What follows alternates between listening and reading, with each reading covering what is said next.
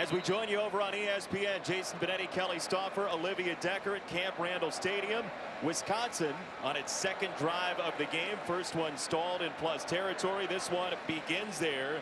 And Heisman hopeful Jonathan Taylor off the counter on first down. He's got a gap to show off the speed. Taylor breaks a tackle. Taylor down the edge for the touchdown.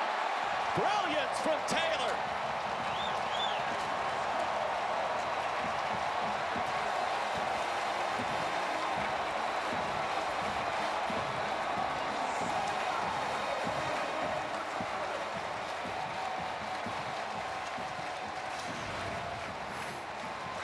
Wisconsin's run game can look muddied up for a little while, and then all of a sudden you get this. And when you have Jonathan Taylor, it goes from 10 to 12 to standing in the end zone because of that speed we talked about. It is legitimate track speed that makes this guy different. Very patient, great vision, and then he absolutely takes it to the house often with that speed. After 4 carries for 9 yards on the opening drive for Taylor, a 47-yard piece of electricity from the leading freshman runner in college football. Taylor to the house.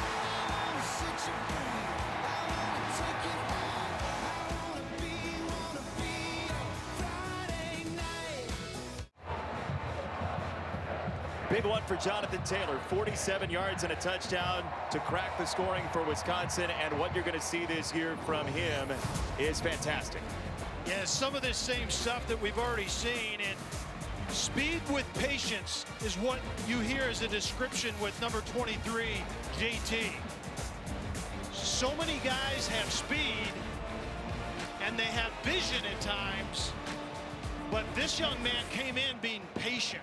And when you're a patient guy behind that offensive line and you let things develop, good things obviously happen, and we just saw it again. We spent about 20 minutes with him yesterday, and he is a genuinely kind, warm soul and the type of guy you root for. Oh, can you pick a better face for this program right now? I don't think so. Western Kentucky gets it back. Question is, will Jonathan Taylor have to create a trophy room? Yeah, and he may have to do that because it's all about context. All of these guys will have the right context. They have to have a good season statistically. They also have to have the context in terms of a team. And then Ed Oliver in the middle, I just put him up there because it's the year of the defensive lineman and he's at the head of the class. But Jonathan Taylor, Bryce Love, they're going to have dueling stat lines throughout the entire season, but their teams have to be in the right context. Those are the two favorites in my eyes, and Jonathan Taylor has every bit as good a chance to win it as anyone else does. What about him makes him so special? He has a whole package. He's powerful.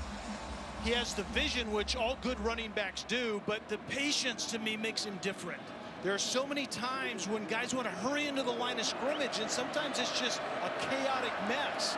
He stays back, he waits for his guys up front to go to work, and then he has the speed to make you pay for it. Second time at the controls for Eccles off the short set. He'll get across the 35-yard line.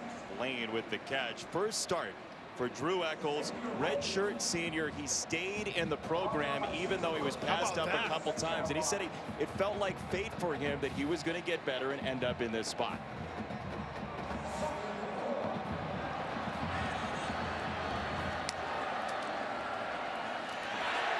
He keeps it himself, and down he goes, right around the 40-yard line. And this is what Drew Eccles brings to the table. Last year, White, the quarterback for Western Kentucky, was not a willing runner of the football. And this year they're going to see a lot of quarterback read stuff, a lot of RPO. Run or pass or even potentially run again with the quarterback. That time you read the defensive end, you lock the defensive end in place, and then the quarterback, Drew Eccles, keeps it for a positive play. Third down and short. Trigg on the run, and he might have gotten there. Far side official is right at the 40-yard line. Dakota Dixon tried to power him down, but Marquez Trigg, the redshirt junior, does get it there for the first down. Yeah, it's second effort, really. I think Trigg does get there. Deron Harrell was coming off the edge and got some early contact, as did Dakota Dixon. But I think Trigg was able to compete for it, and they haven't changed it yet. Now they did. First down, no doubt about it.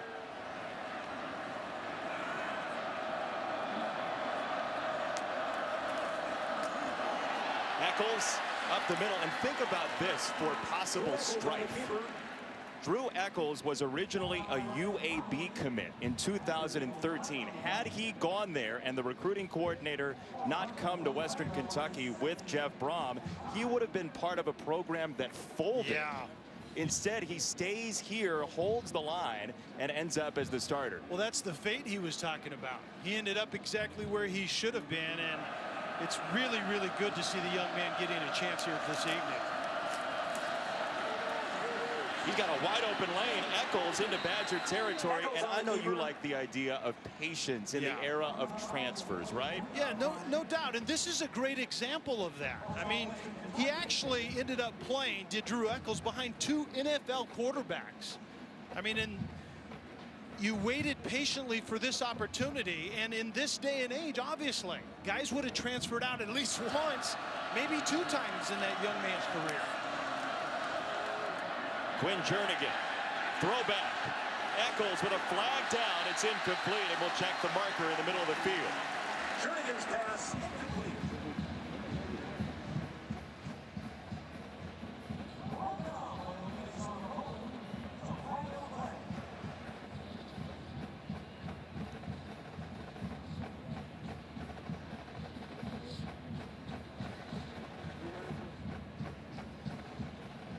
Personal foul, chop block, number 61, number 67, offense, 15-yard penalty, repeat, first down. Center and right guard, Jost and Meredith. The chop block is just simply 2 offensive guys can't engage a defensive player at the same time, and you saw both linemen firing out into the legs of Caden Lyles, and that's what a chop block is. They're both engaged simultaneously. Guy on the coverage was Olive Songapolu, and we are going to see some special. Did you say on the coverage? He was there on the coverage of the goodness. quarterback. He's a DB now. We're going to see some special talents later on from him. Athleticism there. He's only 340. Quick trigger. This is not going to go anywhere except into the ground for Lucky Jackson. TJ Edwards the stop. You know, by the way, JB, you're going to have to try some of those gadget plays if you're Western Kentucky to get something going. The problem is the calling card for Wisconsin defensively is discipline. They're very much like their head coach, very disciplined in their approach, and Jim Leonard had the guys in the right place. They sniffed it out well, and nothing there on that gadget play. Mike Sanford now calling the plays for Western Kentucky. He felt like that was something he could add to his team this year. Over the middle, Eccles, nearly intercepted. That's the guy we told you about, Scott Nelson, the ball hawk, who redshirted last year, really could have played, and now they're getting their first look at him. And Scott Nelson did a great job. He's a quarter safety and just reading the route and then jumping it. Comes right underneath of Myquan Dean, the tight end, trying to get down the middle of the field. Scott Nelson did a very good job of getting deep, looking at the quarterback, undercutting the ball, and Myquan Dean is that tight end they have to get something out of. 6'4", 240 pounds. He has 4.4 speed. He has to learn to catch the football out of. Third down and forever for Eccles. He steps up. He runs. Eccles makes it manageable inside the 45. Decision time for the head coach and play caller. Much more manageable than 25 yards to the line of gain, but also in that kind of getting into that territory where you don't gain a ton if you punt the football away. But you going for it? I think at this point in time, why not? And as you asked me that question, I see the punt team coming out, but this is also the place on the field where you have to be heads up for a fake punt. So you don't know if Western Kentucky has that up their sleeve. We've already seen one gadget play on the throwback to the quarterback that didn't go very well. Ranella is on to punt. The redshirt junior. Jack Dunn, the sophomore receiver, back to take it in. In traffic, he makes the catch. We told you about Olive Sangapolu and what he can do. Friday night hidden talents, we debut it. He's got a ukulele on the left. Question is, what is he going to do on the right? That's a big dude on the beach. We'll find out after this. You can vote on it.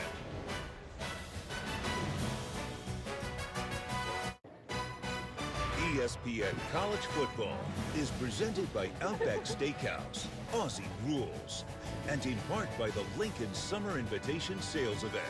Hurry in for limited time offers. It's a spectacular sunset, the Union on Lake Mendota here in Madison, Wisconsin, with the Badgers leading 7-0. Jonathan Taylor, a long touchdown run. And Taylor remains in as Alex Hornibrook goes to the steering wheel one more time. First down run, Taylor. Left side, not out of bounds. We told you before the break, Olive Sangapolu has a couple of hidden talents, and you're going to get to vote on which one you like more. First of all, he plays the ukulele. We listened to him about 15 minutes yesterday. He was outstanding. Second, he's a big guy, and he can do a standing backflip. Here's video. Unbelievable. So at ESPN CFB on Twitter, you can vote for which one you like more, and especially Badger fans, vote carefully, because that will be then into next week and the weeks after the defending champion. We will crown a champ in our Friday night hidden talents here in 2018. So you can vote right now on Twitter at ESPN CFB. Here's what Olive thinks is better of his two talents, as he told Olivia Decker. So when you're, dropping your skills, the ukulele or the backflip? I definitely say it's the backflip. Because, I mean, not many people can do it. I mean, a lot of people can play, but I think if you're this size, it's kind of hard to do a backflip and stuff. So, yeah. Olive needs to qualify that, though. Not many people can do it. Well, that's true with the backflip, but I guarantee you there are even fewer 345-pounders that can do it standing in sand on the beach. That is amazing. How many do you really think there are who can do that? I think that's one. I don't know that we'll find any others. We will be on the search for that all season long, right, Olivia? Well, guys, I even did some research on what activity on sand requires. It's almost double the expenditure than on a hard surface. So that's impressive enough. But also the ukulele. He says if he were to be in the locker room playing or on the bus playing, he might annoy some of his teammates with more traditional island songs. So he's trying to learn a couple more current hip-hop songs. Olivia, that's impressive on a trampoline with a 345-pounder. But it's the size of the ukulele in the hand of that big guy as well that was pretty impressive. I'm excited to see who could possibly beat him, whichever one gets chosen. Hornibrook is driven backwards, still not stopped. Masai White drove him all the way inside the 20. An offensive line that typically is buttoned up on pass protection, and that was actually a running back. It was Grocek that did not come up and get that linebacker coming up and adding a rush to that quarterback. This is against an offensive line that now has a combined 137 career starts. So Western Kentucky showing well defensively. Yeah, and Western Kentucky added pressure, brought someone from the secondary, and Garrett Grocek had an opportunity to step up there and protect his quarterback and didn't get it done. And a flag comes in, stopping this play.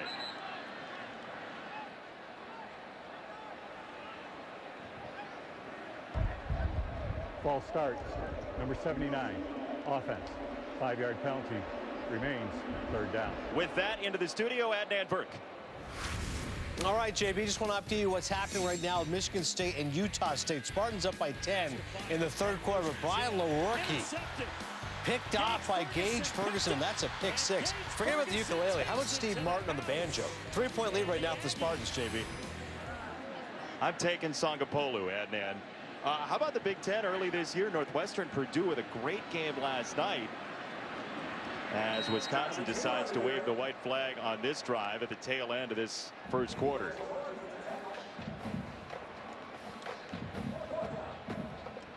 So Wisconsin stopped on its first drive, touchdown on drive 2, stopped on its 3rd drive. Western Kentucky hanging around the Hilltoppers, formerly Jeff Brom's school. Again, we saw him last night. Wisconsin up only 7-0, but Bucky's gotta like the Jonathan Taylor touchdown run that got the Badgers in 7-6.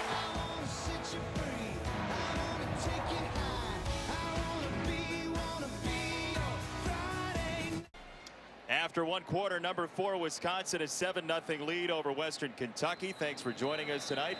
Olivia Decker downstairs with Kelly Stauffer, Jason Benetti along with you from Camp Randall Stadium. As Lottie punts to Roger Cray, and it's a good one inside the 40. Cray is dropped. Fayon Hicks with the hit, the freshman. Hey, tomorrow college football's back on ABC. Some awesome games this weekend. Washington against Jarrett Stidham and Auburn. Under center again for the Tigers. That's in Atlanta, 3:30 Eastern, 12:30 Pacific. Then Louisville, Alabama in Orlando, Saturday, 8 Eastern. And one thing to watch in this game, Alabama 56-6 in the 3rd quarter against season opening opponents recently. Jalen Hurts, Tua. Who do you like more? Flip a coin and get it over with already. Both of those guys could win. Obviously, Jalen Hurts at 26-2 would be my pick to start the season, and then work Tua in as the season rolls along. But who knows in that one? It's funny you said flip a coin. Remember we had Lane Kiffin at the end of last year, and he said if you asked Nick Saban to flip a coin, the meeting would last like half an hour as he analyzed the whole thing. Methodical doesn't do that justice, and that's what he's doing with his quarterback situation. But I like the veteran and then work the youngster in. A really good half of football, even in the national championship game, does not a career make for a quarterback. Eccles decides on discretion, throwing it out of bounds. Andrew Van Ginkel with the pressure, and he's an interesting linebacker for this team. Yeah, Van Ginkel blew up against Ohio State in the Big Ten championship game, and then also in Miami in the Orange Bowl. And he's a big play outside linebacker, but he's also kind of quintessential Wisconsin way. He was a high school quarterback. You get him in here as an athlete, and you say, you know what we're going to train you to do? We're going to put you outside and have you just be a playmaker in space. And he's a darn good one. 3rd down and 9. Eccles, sideline, there's nobody home. Great coverage from Caesar Williams on Xavier Lane. Williams, who really impressed in camp to the point that he won one of those starting jobs with tremendous coverage. Yeah, and a lot of people on the national narrative think that there are so many holes defensively, and I understand that because of the starters that left, but it's guys like Williams that Wisconsin understands they have in the program. You know, he's a 3rd-year guy that has been flashing in practice, had a really consistent camp, and you saw great coverage right there. Ranella punts again.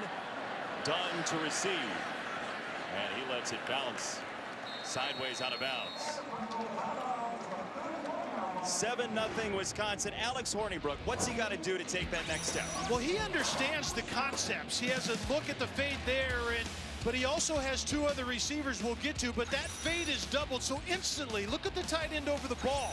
He doesn't take him there, even though that linebacker is stretched horizontally. Look at the feet aren't ready to throw, and you see that little twitch at the end. He pats the ball, he moves the feet.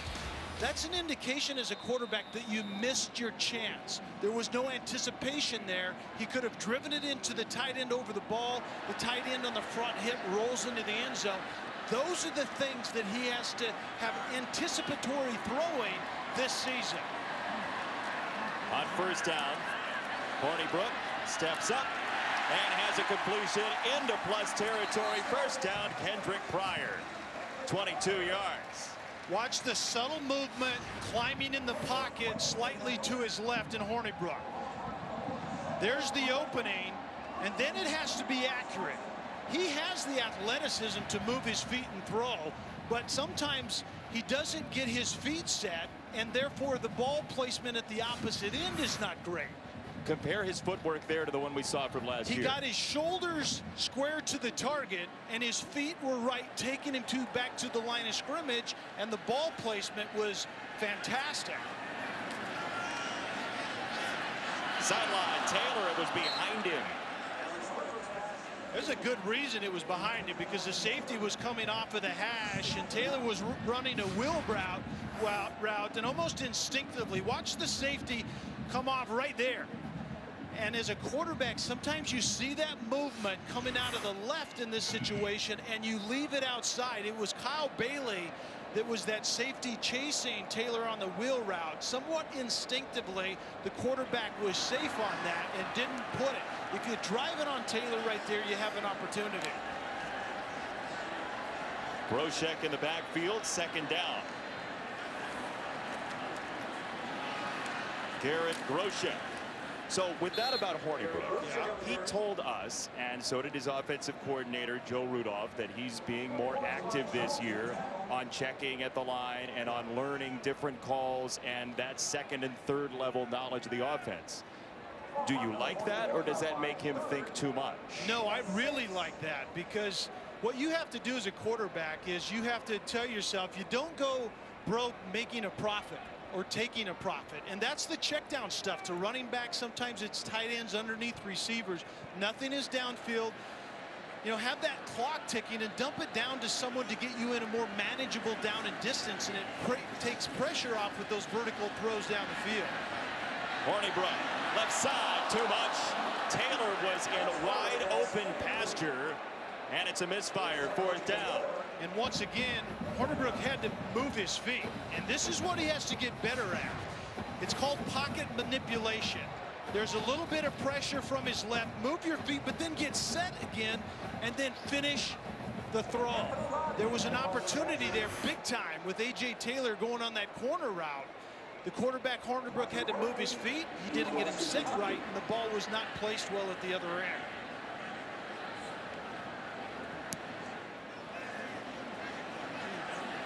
Body's punt inside the 10. Tough field position for Western Kentucky.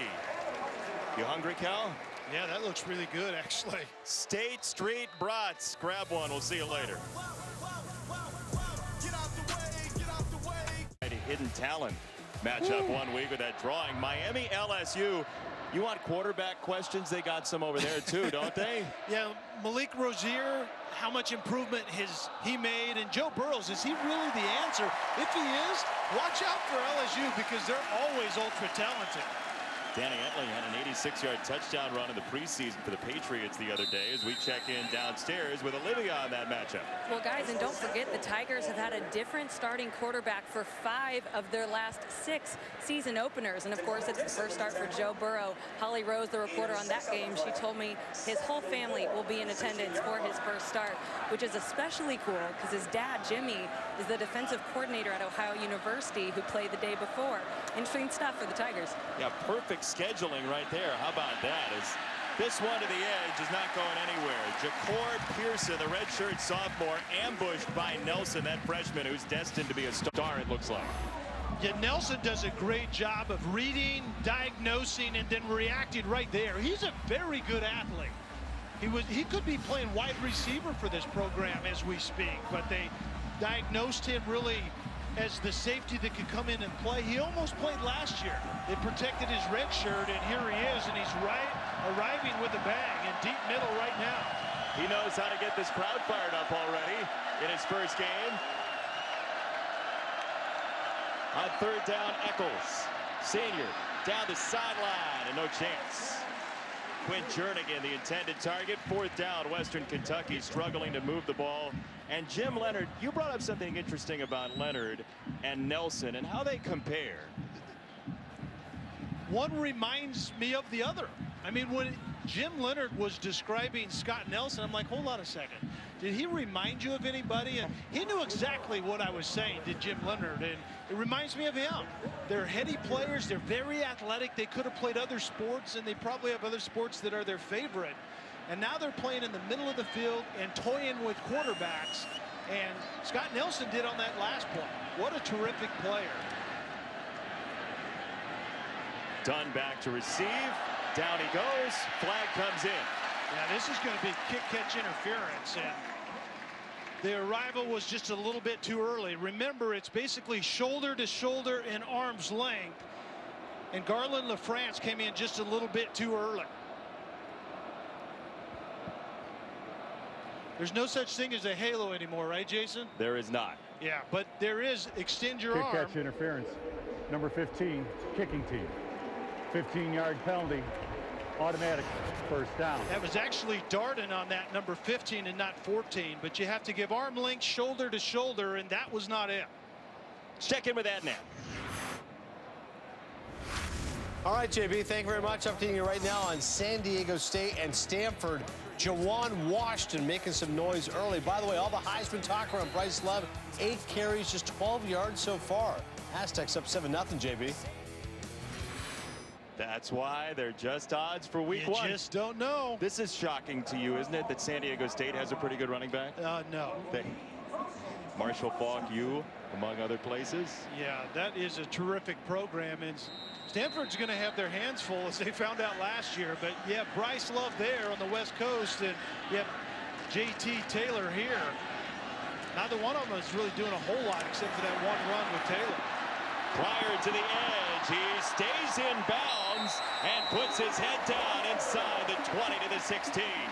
And Jason, this is a changeup to Wisconsin's power run game. It's outside zone, it's power or counter, and then it's the fly motion and giving it to a fast guy around the corner. I mean, that's kind of what you see. This is their kind of constraint play. When people start chasing the power plays and start loading the box, you motion a receiver and get him around the edge. Every run play has a constraint play that you can throw in there to make the defense pay for something they shouldn't be doing. Looks like Pryor was a little bit dinged up on that play as he came off. Taylor the eye back. Play action. Hornibrook under pressure. End zone. Incomplete. Antoine Kincaid on the coverage. He was looking for the tight end, Jake Ferguson. Play action pass when Wisconsin gets down to the red zone is one of their favorite tools, and right there you see it, but very well covered on the back end. The tight end tries to get to the corner, but absolutely nothing there. I'm really impressed right now with how Western Kentucky defensively is able to kind of rally out of that play action pass because they have to commit so many hats to the line of scrimmage. It's very difficult for defenders a lot of times to transition into pass coverage. Ingold up the middle, and Alex Hornibrook was so efficient in the red zone last year. Couple mistakes, but mostly he kept the team going the right direction, got him in the end zone. Yeah, and it's the touchdowns when they get to the red zone, which really makes you pay. They grind it, they pound you, and then Jonathan Taylor can obviously gash you. We've already seen that, but Hornibrook has to be that next level guy in the red zone. That's the money zone. Not unlike he needs to be out in the field on third down. He has to be a high percentage guy and make great decisions. After a gain of 1, 3rd and 9.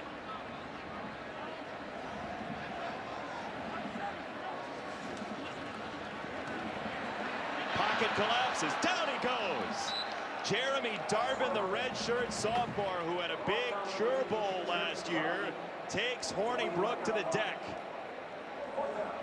Jeremy Darwin gets there, and this is a zero blitz. Everybody is coming that's not covering one of the 4 wide receivers, or actually 3 receivers, and the tight end Jake Ferguson out on routes. And in this case, Jeremy Darwin was the one that gets home. You have to sell out, and if they can cover down the field, you can get to the quarterback, as Western Kentucky did right there. Rafael Gaglianone, who's dealt with some back issues. His first drive this year is good. Wisconsin gets points, but not the touchdown. And Western Kentucky hanging around. 10-0 Badgers. Gaglianone sinks it.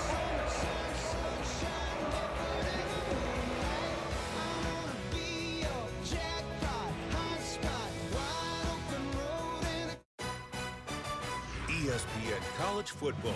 Brought to you by Westin Hotels and Resorts. Let's rise. And Jiffy Lube. You can do more in a jiffy. Troy Fumagalli, J.J. Watt, and Jim Leonard, all former Wisconsin walk-ons, beloved here for his play.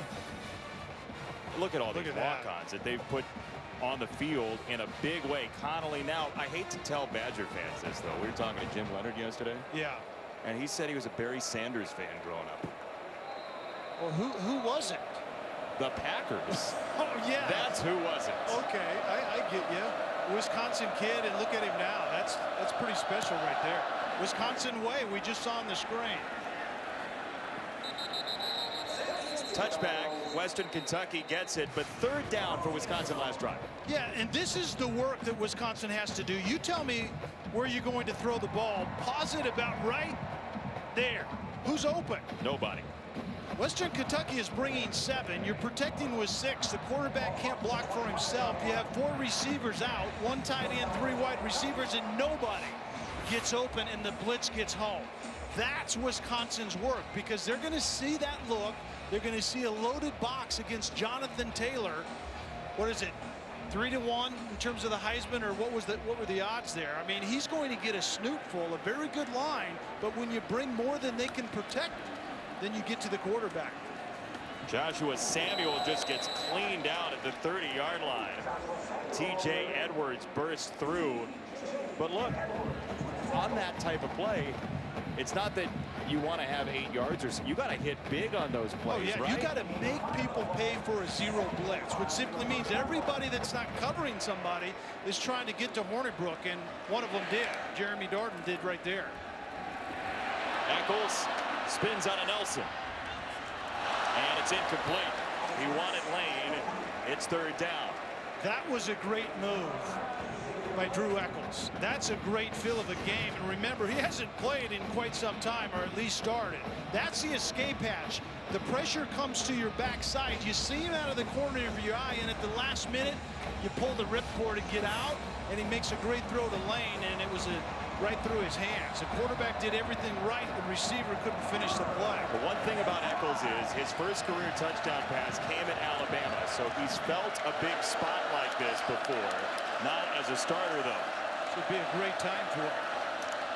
Third down, Eccles. Out of the backfield, this will not get there. Garland LaFrance run down by Connolly. Great series for the linebackers. This might be the best group of linebackers in the country. Really? The way they can make plays, and you have volume tacklers that are very experienced in Edwards, and you see Connolly right here. Sees the back out of the backfield, runs and make a great tackle, and you add Zach Bond on the outside, who's been injured. He's every bit as athletic as Van Sinkle on the other side. I mean, so Van Ginkel on one side and an athlete in Zach Bond on the other side, and 2 volume guys that are very, very good in the middle. That's a good group. Punt backspins out of bounds. 3 straight 3-and-outs for Western Kentucky. Always smiling when he hears that. Bucky Badger.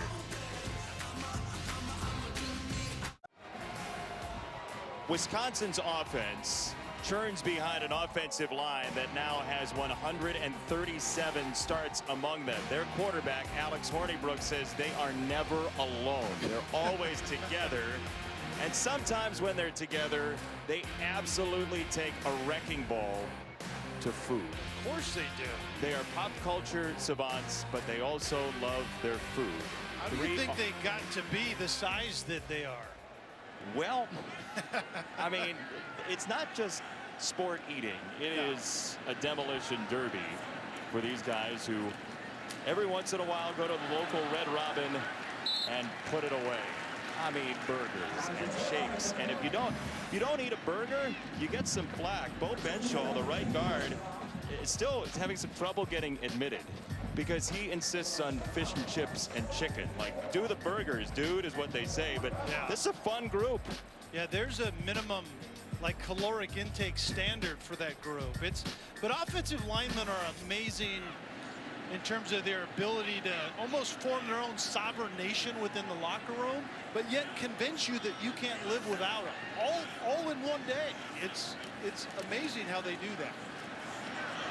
On the delay, Taylor without any of those linemen around him.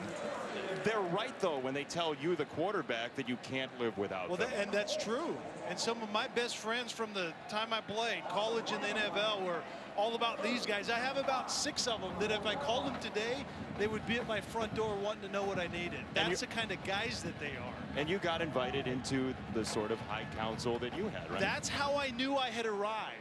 In training camp, the offensive lineman always went to this secret place and had some adult beverages in training camp. It was actually an oversized utility closet. The day I got invited, even though I didn't drink, I knew I had arrived, and that was still a great moment. And some of those guys are still my best friends. Life-changing. Yeah. Hornibrook, sideline route. He's got the first down. Again, the tight end Ferguson, who's been targeted 3 times tonight. Wisconsin moves the sticks. Jake Ferguson has ran some pretty nice routes. He comes from the inside. You see the wide receivers clearing out. Very good timing, and once again, the anticipation. You know where you're going right now. It's a single high safety, man-to-man underneath. You're expecting Jake Ferguson, the tight end, to win from that inside position as a receiver, and he does, and the ball's delivered on time. First time Wisconsin's converted a 3rd down in the last 5 opportunities. They go straight up the middle with Taylor, who's bottled up. Olivia, you got an injury report for us? Yeah, Jason, backup tight end Luke Benshaw won't return this half. He's going in the locker room dealing with a right leg injury. He'll be reevaluated at halftime. The Badgers are already down a tight end in Xander Newville. He's the best blocker of the group. He's expected back in a couple weeks. Wisconsin getting thin at tight end. And that's not something they're used to. They'd really like to have 4 guys, right, Yeah, Cal? at least 4, yes. And at least one of them, like Troy Fumagalli has the last 3 years, as he tries to make the Bronco team, is be that guy that can block and be a mismatch in the pass game. Hornibrook down the field, incomplete, rattled around with Taylor. Ferris got there defensively for Western Kentucky. A.J. Taylor runs a very nice route. He acted as if he was going to go to the corner initially and then turns it upfield. It's really like a deep sluggo, kind of a slant and go. It was actually a corner and then to the post that particular time. The ball was slightly underthrown, but that's the second time that A.J. Taylor did not catch a pass that he probably should have finished on. Junior out of Kansas City. 3rd down. Hornibrook finds space to throw it and finds a first down inside the 30-yard line. That's Kendrick Pryor, the sophomore out of home at Flossmoor in the Chicago area.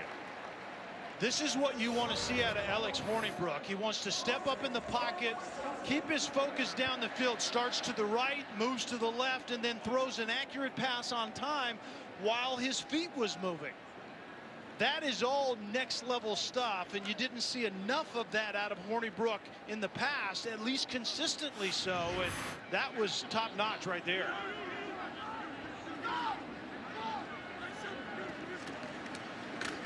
First down, Taylor, sideline, cuts it in, keeps his feet for the touchdown. His 2nd tonight.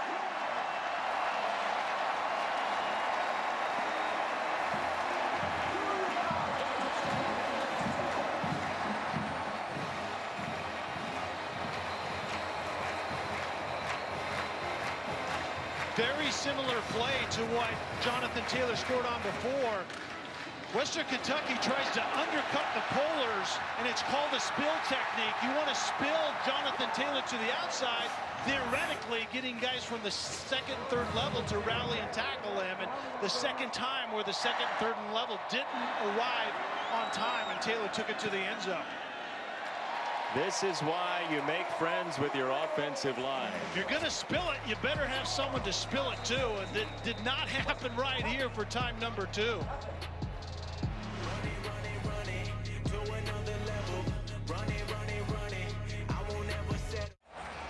Headlines in the Big Ten right now. The Badgers preseason number 4 looking the part at parts tonight. Scott Frost back to Nebraska, coming home again, and then the trouble at Maryland and Ohio State, which continues to follow those programs.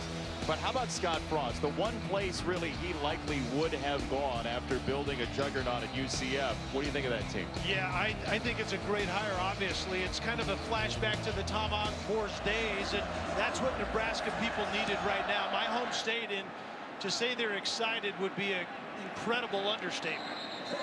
Let's check in with Adnan in the studio.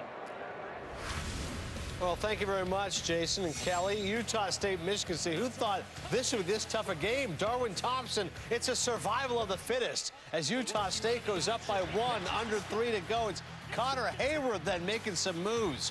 Mark D'Antonio's team being challenged. They're up by 7, though, with 2 minutes to go. JB, back to you.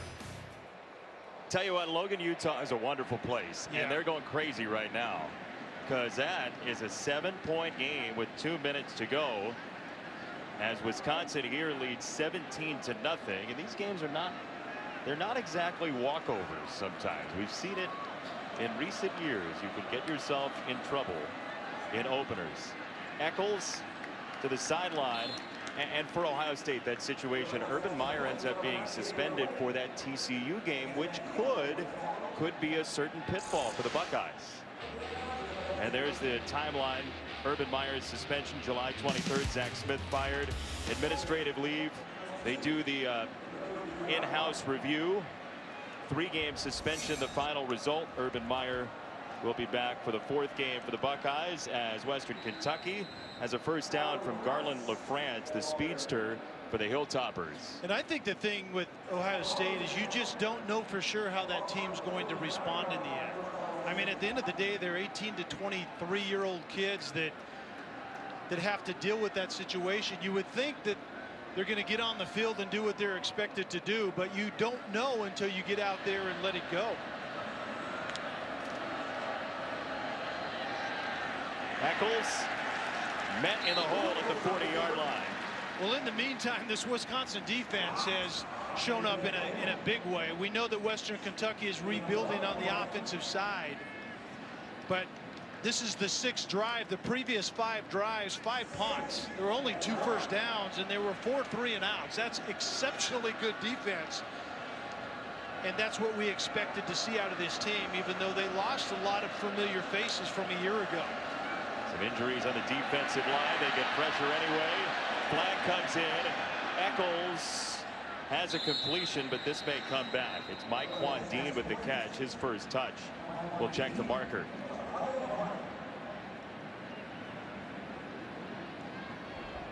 Holding, number 67, offense, 10-yard penalty. Repeat, 2nd down. This defensive line for Wisconsin, you lose Alec James, you lose Connor Sheehy graduating and leaving for the NFL, and Garrett Rand tears his Achilles. Suddenly you got a guy on the edge of that line, Caden Lyles. You got Henningsen on the left there, number 92, who's a walk-on, and then Lyles, who was an offensive lineman, for the first time being showered with the lights here at Camp Randall. Isaiah Loudermilk as well is not playing, and they expect him back kind of any time at this point in time. And Loudermilk is the guy that really makes them different. He's a gigantic player on the end, and he gets pressure, so they'll get him back soon, and I think they'll be fine up front, even though they're going to look different. Take a look at the defense for Wisconsin. Number 2 in the FBS points allowed, 3rd in rush yards allowed, 2nd overall in overall yards allowed, top 10 nationally 5 straight years.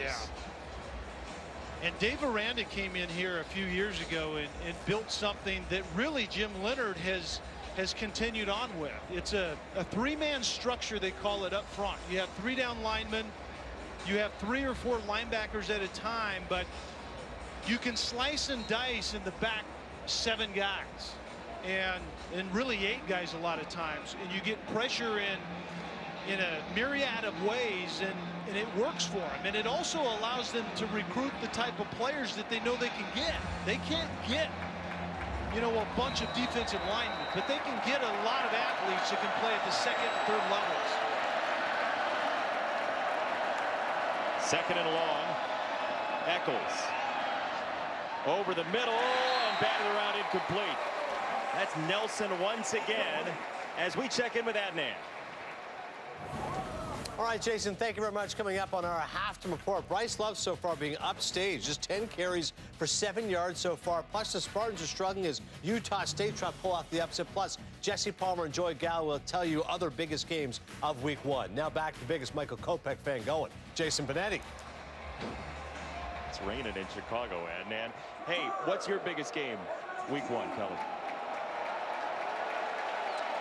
LSU and Miami, I think, is going to be big for me. I think LSU is going to be much, much more difficult to handle than most people understand. And obviously, Washington-Auburn is going to really portend to a lot of different things. But everyone this time of the season has some warts. Washington-Auburn right there.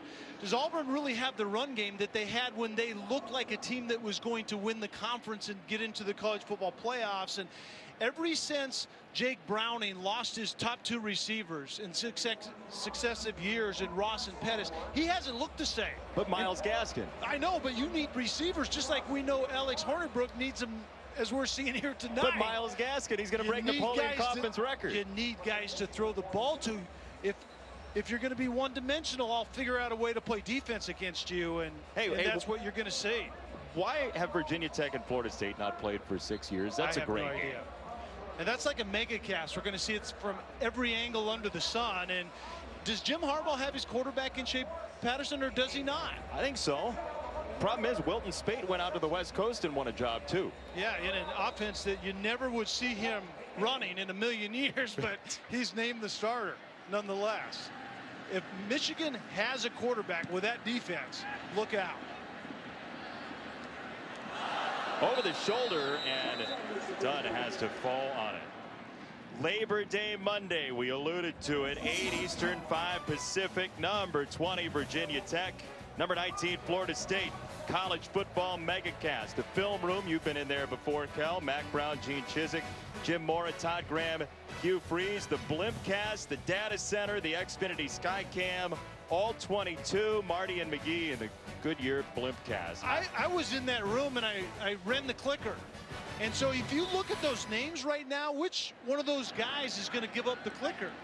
Oh, it's a fight for the clicker. Oh, no doubt about it. I would assume Mac Brown's going to be that guy, and a good choice, but all of them could handle it really well. That's a good group for that room. Alex Hornibrook with time, and he steps out of bounds. Mac Brown, I'm told, actually asked to have the clicker. I think he asked for me to have the clicker. You think no. Everybody misheard? No, that Mac Brown will be great at that, and you have to control the traffic in that room because everybody is rich with intel, but you can't process it all. You're on overload in the first 2 minutes. That's my favorite place to go on the MegaCast. Yeah. There is such wonderful knowledge. You have to dial into that at times and just get a much different look than you ever see in any other way. Go buy 4 tablets, all right, and just have all of them on at once. That's what we tell you should do. One timeout left for Hornibrook.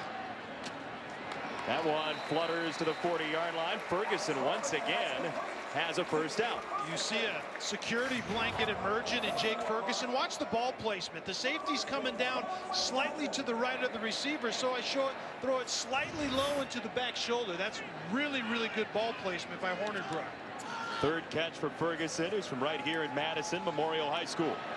Hornibrook sideline again. Good coverage, a lot of hand fighting, and incomplete. Pryor was stapled to Cray. Who's the guy that's going to get deep vertically? We haven't seen it much yet. Pryor is covered very, very well by Cray, and Cray is known to be that corner outside, as even though he's a sophomore.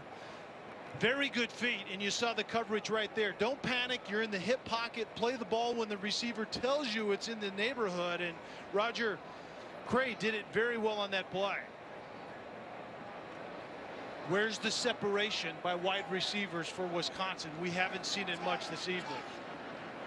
One play in the pass game of 20 or more in the offensive line with a rare hiccup for the Badgers.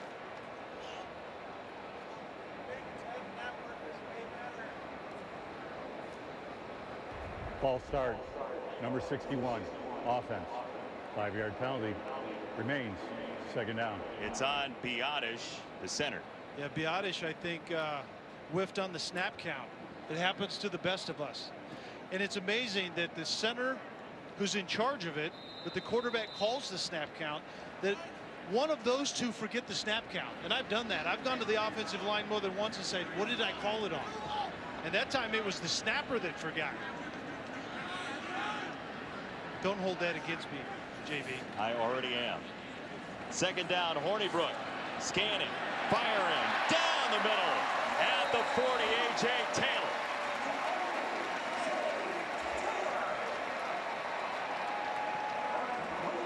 Great protection, and A.J. Taylor covered a lot of ground on kind of a deep in route, and they call it a dig route. But the quarterback, Hornibrook, started on one side, and it went to the other side and had the protection to get there and make a good pass. To the former high school running back. Now Hornibrook taken down at the 43. Ben Holt, the redshirt junior captain for Western Kentucky. Third sack for the Hilltoppers. Clock moving to 45 seconds. We call this low urgency right now for Wisconsin. Hornibrook throws it incomplete. Holt again, the coverage. Third down as this drive's in danger of bogging down. There's the adjustment with the Hornibrook's feet that we talked about. He had to adjust. There was pressure around the edge, and he had to step up in the pocket, move his feet a little bit, and he never got him set again. If he would have thrown it outside, that had a chance to get blown up by Ben Holt, the linebacker, number 44, but that was never on target.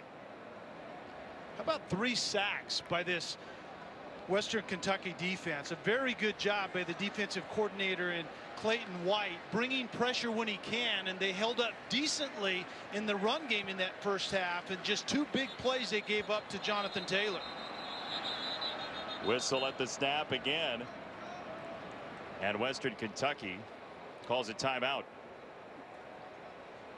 Western Kentucky is taking their first timeout. It will run 30 seconds. Hey, don't forget, coming up next, Sports Center SVP, a full breakdown of the historic matchup between Serena and Venus, which you saw earlier, plus a college football Saturday preview, a conversation with Jim Harbaugh in advance of that Notre Dame game. Sports Center next with SVP right here on ESPN and the ESPN app. Sneaky good game in week 1, by the way. Which one? Florida Atlantic, yeah. Oklahoma. Lane Kiffin with the entire summer to formulate a game plan. I don't know what he's going to be up to, but we've been in there a couple of times. He's going to be up to something. They had athletes last year. They had offensive stuff that was really advanced. Devin Singletary is one of the best running backs that you may not know about yet. Know it before you see it. On Friday night, we're going to tell you things that you'll think in like 5 weeks. LSU, 4 ranked opponents first 8 weeks. If they can get through some of those, maybe a contender. Texas, September 15th through October 6th. They should win this game against Maryland. BC, you like them as a potential surprise? Absolutely. BC is loaded. They have a Steve Adazio type of roster. They have a violent running game. They have a veteran or a quarterback that can make plays with his feet as well. Very good defensively. That group may be 7-0 going into a bye, and we're going to be in there, and we're going to see Miami against that BC team. That could get really interesting by them. A nice rebuild by Steve Adazio as Alex Hornibrook slings in across the 30. That's a first down, Wisconsin, and then some. Jack Dunn, the sophomore, struggling for extra yardage, gain of 20. 25 seconds to go, first half.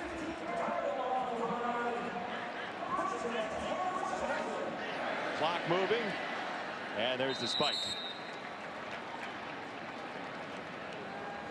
Jack Dunn runs a really what essentially is a very deep curl route on the outside, but it's the timing between receiver and quarterback. Just when Dunn turned around, that ball was there. Imagine how long that ball had to be in the air. So it's trust between a quarterback that's a veteran and Dunn, a sophomore that doesn't have a whole lot of action yet.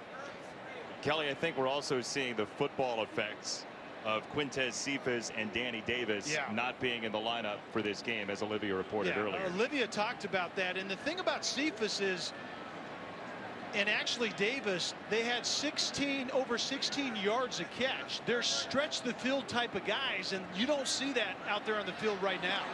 Hornibrook over the middle in traffic to A.J. Taylor. What a grab.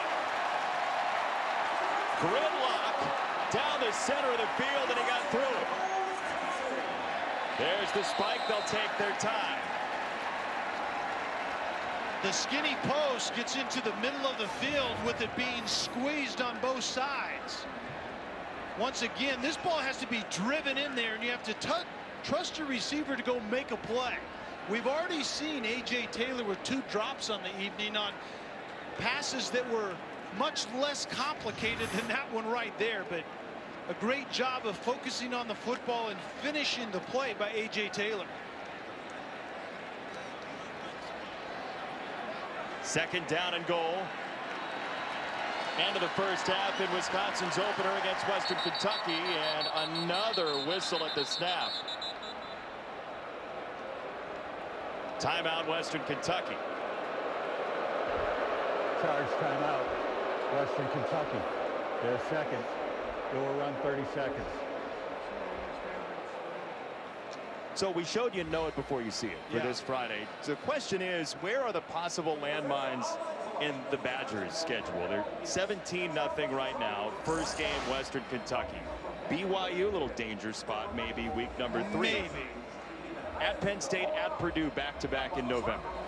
I think even before that, at Iowa City, which could potentially be a night game in Kinnick Stadium. Ask Jim Harbaugh about That's that. where college football playoff dreams and hopes go to die.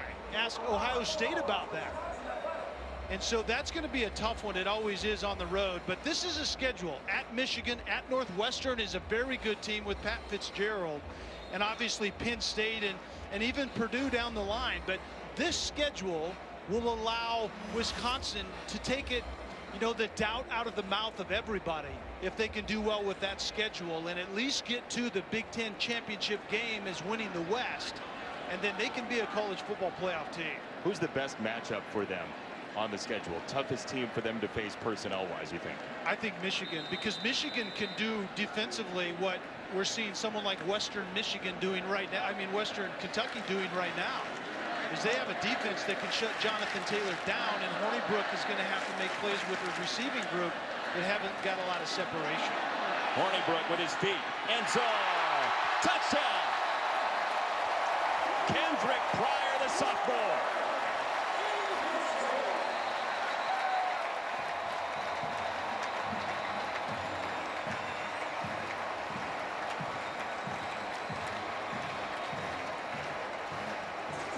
Well, his career started in an unhappy way. He had a moped accident last year in fall camp, but he has been a standout, as we talked about earlier. Pryor with the touchdown to give Wisconsin a 23-0 lead.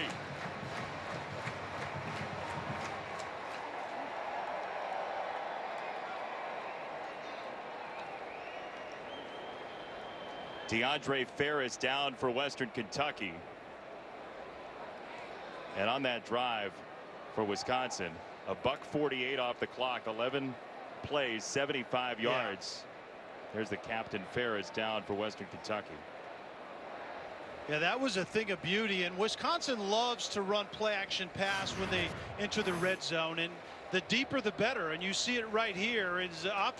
Defense is getting geared up to stop Jonathan Taylor. You play action and go outside of that, and Kendrick Pryor starts inside, wheels back out, works at the back of the end zone, and his quarterback finds him. Hornibrook has actually been pretty sharp. He's had some pressure under him or on him, and Western Kentucky has sacked him 3 times. So there are some communication issues in pass protection. But by and large, Hornibrook has done the things that we want to see him do to be a college football playoff team.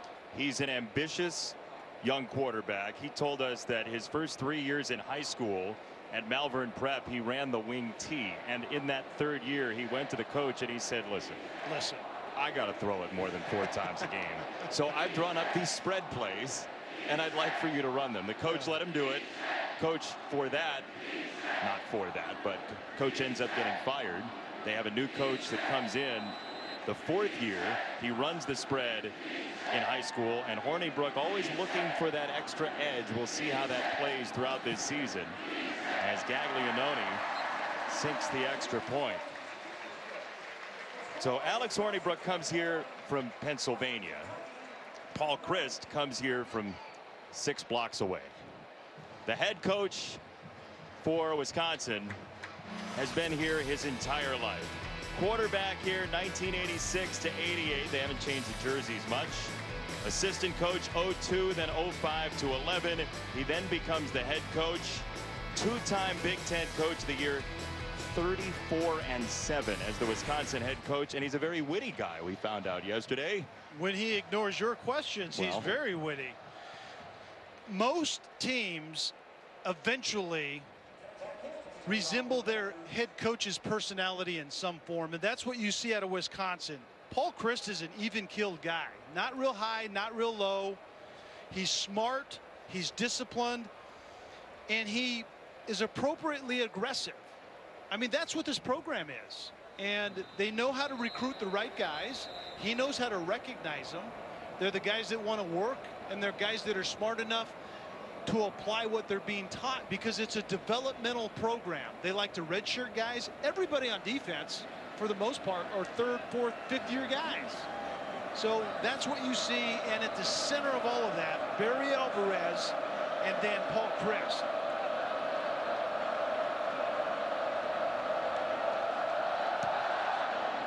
Western Kentucky with 8 seconds. And a touchback. So 10+ wins first 3 years. Paul Christ is one of. Not many have done it in the Big Ten. Urban Meyer and Fielding Yost was in color when he was coaching, but on the graphic, he said black and white because he coached from 01 to 03. 3 guys have done it. As we were preparing for this game, there were so many of those type of graphics. It was like, would you have known this? So many of those. You know, how many games won in the last 4 years? All of those things. And Wisconsin is in an elite, say 4, 5, or 6 teams in every case. A lot of college football fans would not understand how good this program has been under that guy. Here's one of them. 22 straight home opener wins. They're well on their way behind Alex Hornibrook.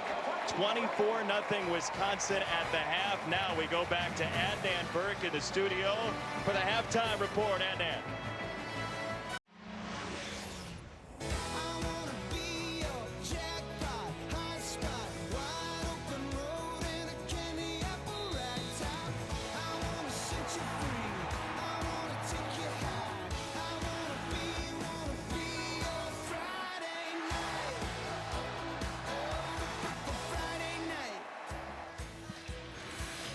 Friday night indeed, and welcome back to ESPN College Football Primetime, presented by Outback Steakhouse. Wisconsin 1 drive away from the college football playoff last year, showing well, 24-0 after half number 1. Jason Benetti, Kelly Stauffer, Olivia Decker downstairs. Your thoughts on the Badgers in the first half? Don't be fooled by the Badgers being kind of held in place at times in their run game, because it pays dividends in a lot of ways. There were 2 gash plays by Jonathan Taylor, and in the second half you might see more of that because of the damage done in the first half. It's a battering ram type of mentality, but I liked what I saw out of Hornibrook as well. I think he did a very good job of making decisions. Just moments ago, Olivia joined by Mike Sanford, Western Kentucky's head coach. Thank you, Coach. Your defense looked good early, getting a couple of stops. How can they get you back in this? Well, you know, we deferred. We get the ball here to start out the second half.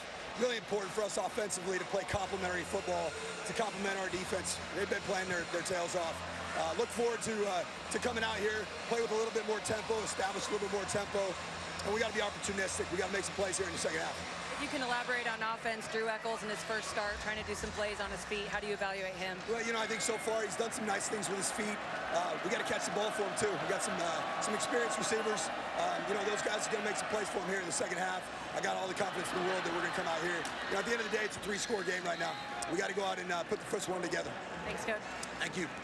Well, he was right, Olivia. They're going to make some plays. Quinn Jernigan on the catch for the first down of the 43 on the opening play of the second half. Drew Eccles actually threw the ball quite well in that first half and had little to show for it. I think Wisconsin's defense just didn't allow him to get untracked. And one of the things that Mike Sanford Jr. said is they want to go up tempo. To go up tempo, you have to possess the football, and they just simply did not do that in the first half.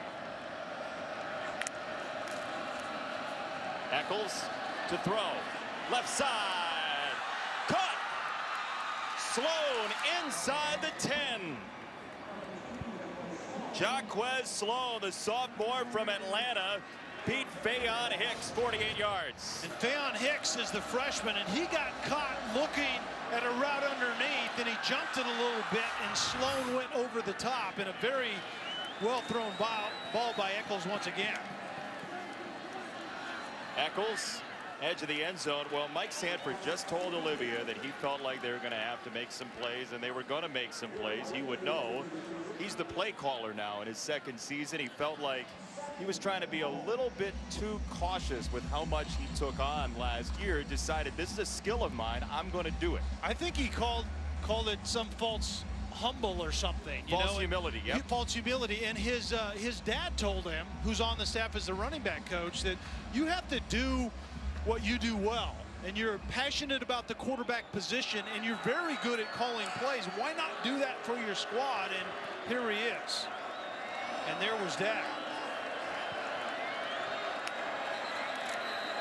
And a whistle. Delay of game. Offense. 5-yard penalty. Remains. Second down. One of those self-inflicted wounds you can't have against a Wisconsin. Yeah, the worst kind. The pre-snap penalties are the egregious time for coaches when you get something going. And if Mike Sanford Jr. wants to go up tempo, you have to possess the ball, and you have to be able to stay within that rhythm. A drop pass or a penalty kind of takes you out of that to some extent. Another whistle. Mike Sanford Jr., it's a kind of work in progress offensively, but ultimately what he wants to be is an up-tempo vertical passing game that uses multiple formations. Coming out of the timeout. Please reset the game clock to 14 minutes. It will start on the snap. You know, so often you say, I wish I could have just a little bit more time in life. Football is one place where you get extra seconds every once in a while. Every once in a while, but until the official finds you out, and then you lose that life you gain. Officially a minute into the second half. Eccles to throw. And it's batted away, incomplete. Serena Williams again on the coverage. In Western Kentucky, if they're going to get in, they're going to throw. This run game was really rough last year. Yeah, Lane goes inside, and Serena Williams does a really good job of undercutting the route and keeping his right hand off of the receiver, or you could have gotten pass interference. Keep your right hand off, make the play with the left hand, and Serena Williams is one of those guys that Jim Leonhard is really, really excited about at that corner position. Very young spot for Wisconsin. Eccles to run. Shoulder to shoulder inside the 10 with Scott Nelson, the freshman safety who has had a very active first game with the Badgers, as expected. He's in the mold of his play caller, Jim Leonhard, and Mike Sanford Jr. seems to be wanting to kick a field goal right here. But Jim Leonhard is that same type of player. Scott Nelson loves to come downhill and make collisions with people, and Jim Leonhard feels that Scott Nelson is going to be a special player. He's a redshirt freshman. Ryan Nuss, the redshirt senior, with a young holder, and this one is through. 24-3 the Badgers. The shutout is gone, but a 21-point lead in the Capitol. TNT Stadium in Arlington, also streaming live on the ESPN app, and two teams that could use a trampoline into especially a tough schedule for LSU. Yeah. What do you think that turnover chain was in the offseason? Where do they keep that hard work? They were trying to improve it maybe after an Orange Bowl that didn't go terribly well against the Badgers. Aaron Cruikshank on the outside across the 30-yard line, and an injury update from Olivia downstairs. Guys, receiver Kendrick Pryor is being carted off the field. He seemed to fall off, if not jump off, the sideline bike while he was on it. He looked aloof, surrounded by 3 trainers, and was even leaning up against the leg of a police officer. He was just talking to a teammate, saying he's not feeling well. We're not sure what's going on with him. We'll find out. Not good news at all, Olivia. Thank you for that update. And Pryor, who just found his way into Alex Hornibrook's crosshairs late in that first half in the end zone, is out. And again, as Olivia reported, Quintez Cephas not here today. Danny Davis suspended for a couple of weeks. So the wide receiving core is thin. Where do you turn? Jonathan Taylor.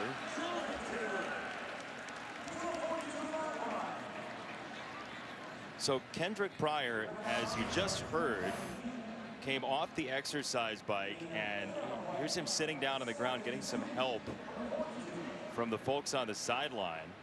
You certainly hope he's all right.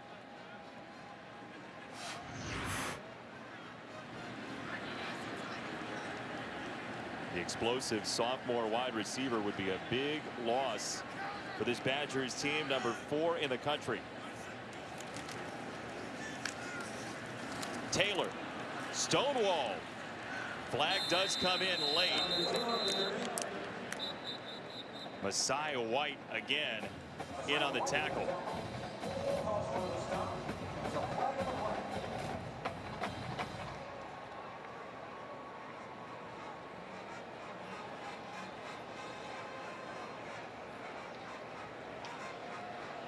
Personal foul. Hands to the face. Number 55, defense. 15-yard penalty from the previous spot. Automatic first down. So redshirt senior Evan Sainer continuing the drive. And that's a big one. And Evan Sainer is one of the reasons that Western Kentucky's run defense is held up well at times. He's the center of that run defense, a 300-pound anchor. And he was hurt a year ago. Their run defense was pretty good. The second from the bottom, and somewhat many times inadvertently that hand slips up, but then you have to get the hand off. A lot of times they won't call it initially, but if you sustain that contact to the face, it's a penalty. Boy, that last play is an example of how quick in traffic Jonathan Taylor is. Yeah, he has the entire package, JB. There isn't any doubt about that. I'm so impressed with the patience when I watch him on tape. The things that I handed the ball off to a lot of running backs, and then you turn around and you kind of watch the play. Yeah. And the really good ones, they just are kind of gliding until they see things develop. And then they have another gear that most human beings don't, and all of a sudden they're through the line of scrimmage. That's Jonathan Taylor. On the toss, Taylor across the 30 as we check in for more on Pryor with Olivia. Yeah, guys, I'm told he's dealing with cramps, and that's afflicting a couple guys on the Wisconsin sideline. Cornerback Caesar Williams also missed some time due to that as well, and we're thought to think it's due to the humidity down here. It's pretty sticky here tonight. It is. I noticed that quite some time ago. Very clearly. And conditioning is important, obviously, to start the season. And when you get a hot, sticky evening like this, you really can't duplicate this in training camp, no matter how hard you try to. Hornibrook, play action, loads to top, pointing out to Taylor. He lobs it in traffic, incomplete. Ben Holt was closest to it for Western Kentucky. Keep an eye on Taylor, because a lot of times the guy you fake the ball to is also the pivot point for the pass. This is going to be a throwback, and quite frankly, it's a bad decision. This should have been the first interception of Alex Hornibrook this season. Those are the type of plays that Alex Hornibrook has to just simply throw away. 15 interceptions a year ago. If he can take probably 6 to 8 of those, turn them into touchdowns, that's what will make the Badgers a playoff team in 2018. They will run across the 25. Taiwan Deal, and part of what Wisconsin's doing this year is not limiting Jonathan Taylor, but making sure he's as healthy as possible at the tail end of the season and as fresh as possible. And Taiwan Deal could have a big year because he really has all the tools. He has power and speed. He's been sidelined a lot because of ankle injuries. They haven't really gotten a ton out of him. As a fifth-year senior, if they can get some run out of Taiwan Deal, then it really works well for Jonathan Taylor. Short way, incomplete. No flag yet. Takorian Darden was on Taylor's back.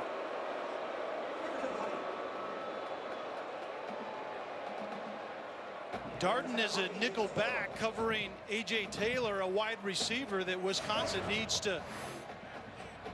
He's right in the slot, number 4, crosses the face of Darden, but then Darden does a great job of pivoting and breaking on the ball. More separation is needed from that wide receiver group of Wisconsin. Certainly down the road, that's going to be pivotal for this season for Wisconsin. From 42 yards away, Rafael Gaglianone. And it is good. Wisconsin gets 3 from Gaglianone, and it's 27-3 Badgers.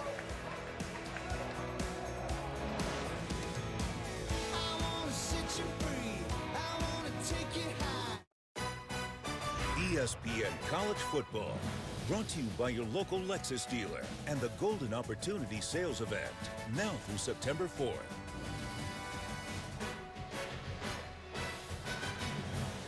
That is Decker the Badger at the Henry Vilas Zoo. They were found in 2015 and named after Sam Decker and Frank Kaminsky. We told you earlier it's tough for people to decide here whether they love football or basketball more. There's Sam Decker, who got married in July to somebody we know. Olivia. I didn't know you guys are watching us. Yeah, hey, we're always watching. It's been very special to be back here in Madison, and it's so special to my husband and his family. They're all here tonight. This has been a real treat for them. Do you like the Badger representation of your husband? Oh, it's right on with him as a person, I'll tell you that. They will chew your face off is what they will do if you get too close. They're nasty, right? Yeah. You said it, we didn't. Into the end zone it goes, and Ruffin will take a knee. Olivia and Sam getting to stand on the field together. You look at the love. Wow. Just married in July. Beautiful thing. I have a problem with this, though. We didn't get to extensively vet Sam. And I thought that was our role. I thought that was an understanding that you and I and Olivia had. I saw him play college basketball for 3 years. I vetted him from the sideline. That does not necessarily mean we're going to be a good husband. I had some questions to ask. Thanks, Maybe Sam Dad. will still allow me to do that, but Sam has good taste. There isn't any doubt about that. We'll get to your questions later. 27-3, Western Kentucky on the offense. You were talking about, before the break, acclimating yourself to the humidity for cramp purposes. Western Kentucky, in order to get ready for this atmosphere during practice, you hear this a lot, that they'll have a speaker simulating the noise in the stadium. Just loud music, whatever it might be, to get yourself ready for a spot like this, as Eccles has a first down across the 40-yard line to Fortenberry, his tight end. They played over and over and over again, jump around, to get ready for what happens here late in the game, and getting used to that kind of sound. Although everybody associated with Western Kentucky is a little bit tired of that one specific song in preparation for today's game as Bond makes a tackle. But look, Western Kentucky has shown better here in the second half. Yeah, they're getting something out of the pass game. In the first half, 79 total yards. Last drive, 72, and you got 3 points. Obviously, you would have loved to get that one in the end zone. And finding a little bit in the pass game, we have already seen some good plays here, but there just isn't a way you can prepare for the humidity. You can prepare for the jump around and all the noise, but at the end of the day, you're getting pounded upside the head and you're starting to cramp up. Fortenberry again, breaks a tackle and shimmies for the first down. Bond with the miss. Where was Fortenberry in that first half? He's kind of a cross between a tight end and a fullback, crosses underneath the coverage, breaks the tackle, and is able to convert. What do you think of Eccles and how he's handled this game tonight? I've been impressed. I mean, he has some youngins around him now. This is a rebuild offense, but he seems real cool to me, and he has a good whip on it, a good feel in the pass game. A good whip on him? That has everything to do with the arm. Uh-huh. You knew what I was talking about. I thought so. Some of your closers with the White Sox, you know, they have good whips. Look at this, 10 for 18, 122 yards. Gets the job done. No big mistakes. Yeah, but you're playing Wisconsin, and they're really good at not letting you close out drives. Yeah. And we have already seen that. You get down there on a big pass play and you kick a field goal. You have to close out drives, so we'll see if they can do that here in the second half. Eccles has run for 38 yards as well. Little counter action, and Trigg is bottled up. ESPN app now with ESPN Plus. Get more ESPN and download now. You got to have this ready for college football this weekend. There are games upon games that will decide in part the college football playoff picture this weekend. Are you talking specifically to me? Because I already have that. I am. So you just general public needs to get that, right? That's what we do in general, yeah. Eccles rolling out. Using his feet to throw back, and nicely done on the release by Lane. We'll check the marker that's come in. Chris Orr is going to be called for a late hit on the quarterback after Drew Eccles delivered the football. Great patience, extend the play. Very good touch pass to his receiver late, and a good job of Personal foul, roughing the passer. Number 54 on the defense. 15-yard penalty from the end of the run. 1st and 10. a very good job of extending the play, and that was exceptionally close to targeting. Do you see an indicator of targeting, though? I don't think. I mean, you're launching by the extra effort right there. But if there was contact, forcible contact above the shoulders in the head and neck, and obviously replay can still initiate that. I'm not saying they're going to, but in the end, I think Orr was okay, other than he was late, but a big play. But there you see on the rule, you have to have the launch, the upward thrust, severe strike, those sorts of things, an indicator of targeting. As Eccles is out of the game, Davis Shanley, the redshirt freshman, is in the shotgun now for Western Kentucky. He hands it off, and a big bear hug that he didn't want for Garland LaFrance, as TJ Edwards, the fourth-year starter, got him. Shanley now going out and Eccles coming back in. This was probably a key type of decision for Shanley. Everybody closed inside, and unless it was a called give, which it may very well have been, Davis Shanley coming in and you wanted to just give the ball away. I don't know if Drew Eccles, I think he got dinged up a little bit in the late hit with Chris Orr, but the previous play. He's back now. Eccles throws the other way from the motion and has a completion inside the 15. Xavier Lane, but a marker has come in again after a gain of 9. And we're getting word from the replay booth that Chris Orr, they determined that it was to the shoulder. It wasn't any forcible contact above the shoulder to the head and neck. So that was well done by everyone involved. It was called on the field properly. Replay takes a look at it and says nothing there. Move on accordingly, but it was 15 important yards for Western Kentucky nonetheless. This is where they have to finish, and Wisconsin is one of the best teams at not letting you do that. There's no foul for pass interference. The ball did not cross the line of scrimmage. The play stands. So no pass interference, and Paul Christ 34-7 as the head coach here at Wisconsin. We're talking about red zone defense. Last year, Wisconsin only allowed touchdowns 31% of the time. You give up stuff between the 20s and down into the red zone, but if you don't let people get touchdowns, you can win a lot of football games that way. And they're even better here at home as the crowd gets loud on 3rd and 3. LaFrance, reverse, and throw. Echols, and intercepted. Picked off on the throwback by Faion Hicks.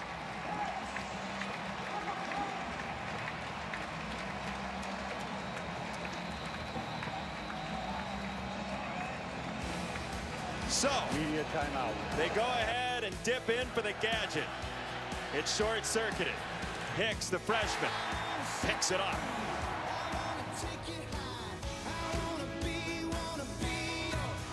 ESPN College Football Primetime, presented by Outback Steakhouse and Wisconsin.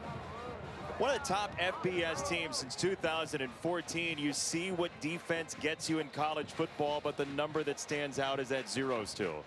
Yeah, college football titles, but just get there to begin with. And that would be a pretty good final group right there in the college football playoff. Wisconsin has to be able to take that next step, though. They were so close a year ago. Well, look, they made that interception on the double reverse throw, and if they were watching their alumni, Corey Clement was involved in that play with the Eagles, so all you have to do is watch your guys. The Philly special, right? Oh, yeah.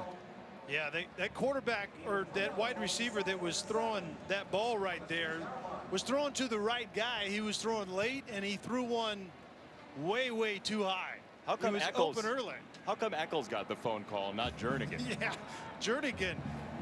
Put the ball on your quarterback when you're throwing it. Don't throw that lollipop out there, because he was open early, but Hicks intercepted it late. Taylor to the 12. So Jonathan Taylor chipping away. Here's a guy who is so humble. Wisconsin had an event last year. He was going home. He realized that some Wisconsin fans followed him home. He came to practice the next day and he said, hey, strange thing happened. Some folks followed me home. You know, kind of cool if people are that interested. Alex Hornibrook, his quarterback, said, you got to tell somebody about that. It's not okay. We got to like make a phone call. So Hornibrook was the one that made the phone call, but Taylor just is kind of embracing how much he's loved here and how much he can celebrate the game of football was the wording he used. Straight up the middle for a first down. Alec Ingold, the fullback, part of a long line of great Wisconsin fullbacks. Yeah, they're battering rams here at Wisconsin. And Ingold is really going to be a prominent player, and that's how they use him. Short yardage, get up inside quickly with another big body, and then obviously a lot of times you're leading the way for one of the best running backs in all of college football. And Ingold is also very athletic, a good receiver out of the backfield, and fullbacks also need to be that guy. Taylor to the edge, to the 19. Tomorrow, college football back on ABC. Number 6 Washington and number 9 Auburn in Atlanta. 3:30 Eastern, 12:30 Pacific. Then after that, 8 Eastern, 5 Pacific, Louisville and Alabama tangle. As always, both games streaming live on the ESPN app. You can watch them anywhere. Look, Mr. Pass for Louisville has quite the defense to face. You can call him Puma. Puma Pass. I can? Yeah. Yeah, that's a nasty defense. They lose like 87 guys every year, and they bring back a defense that seems to be as good as the next group. How do they do that? Ball's loose. And Western Kentucky's got it. Drell Green down the sideline. So Taylor puts it on the deck, and Green gets his dancing shoes on. Well, this is the other area I think that Wisconsin has to be better. Jonathan Taylor fumbled the ball away 6 times a year ago. They had 24 turnovers as a team. They had 9 fumbles as that group. And Ron Dane actually got into the ear of the youngster and said, listen, you're carrying the ball at times way too far from your body. And they actually had kind of a heart-to-heart about it. And Jonathan Taylor told us that I listened, obviously. You know, seek wise counsel, and then you're a fool if you don't heed it. And that's, Jonathan Taylor said, you know, I understand that. But that was a good example. It's the guys you don't see that make you cough it up. Trigg up the middle, and if there's one place you're going to go, as Lyles makes the tackle, the converted offensive lineman, there's one place you're going to go where you can get the council of talented running backs. Wisconsin is certainly on the list with Monte Ball and Ron Dane, Corey Clement, among others, Melvin Gordon. Eccles rolling the pocket, and he finally has to unload. That's not going to be a completion. And once again, Western Kentucky is down here, but how do they finish a drive? That's what I was going to ask you. Well, I don't have an answer, and I know what you don't do is that double reverse pass with the receiver throwing a lollipop to your quarterback. So we can cross that one out, and Eccles is actually doing a pretty nice job. You got to find a way to get it in the end zone. First-time starter in college football, Eccles against Wisconsin, end zone incomplete. Lane again the target. Serena Williams was on him. Williams did a great job of staying kind of in phase.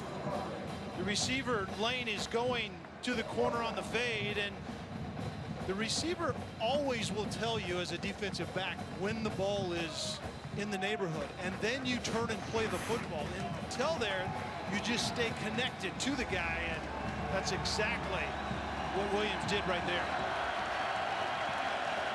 4th down and 6.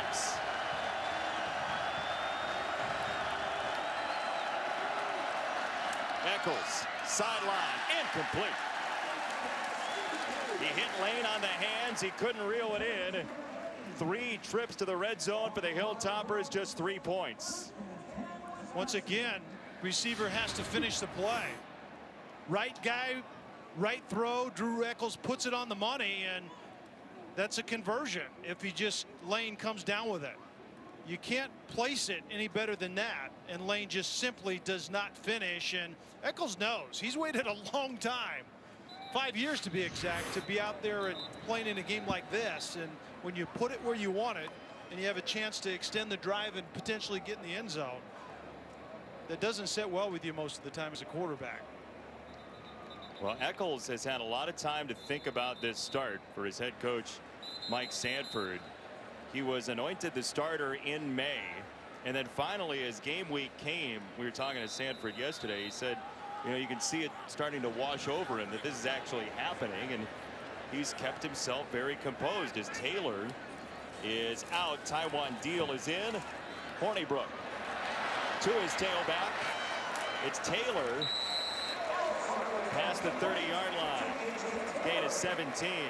So Drew Eccles, first time in 5 years that he has started a game at all, anywhere. Warner Christian Academy, fall 2013. Again, he looks like he just celebrated his 11th birthday or something like that. Yeah, he had a helmet on, though. That's why the hair's doing that. He has a really good look now. But that's a long time ago. That's an eternity between starts. And to not transfer out, to wait your turn, and here it is. Taiwan Deal. What's that like, that first start in college football? What did you feel? What have you heard from others? I have no idea what it's like after you've waited 5 years. That's the difference. But the first start, mine was at Mississippi State. And, you know, you just really can't explain it. Everything that you've worked for is happening, and the first half, just, you don't even remember much of it. And then if you can do it, you settle in and realize it's just football all over again, and you hope the game slows down over time. And I think Drew Eccles has done a great job here this evening. Taiwan Deal takes a big hit and gets a first down for his troubles. Gain of 10.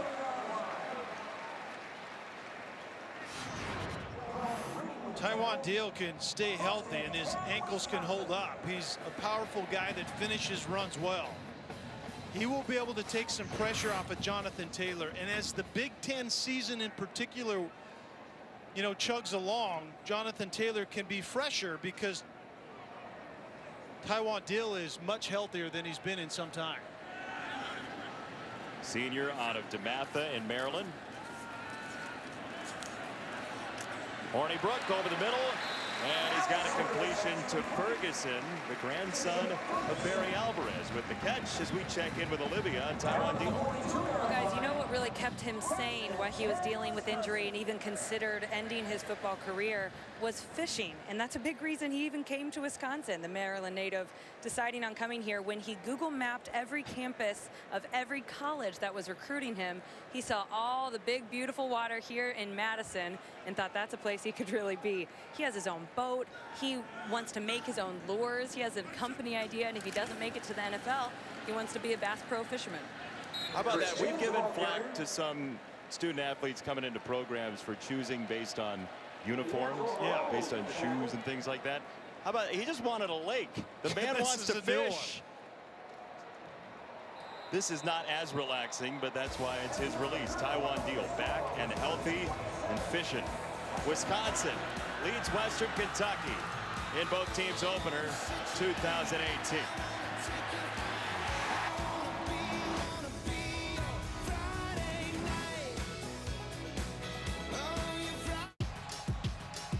You're watching the Big Ten on ESPN.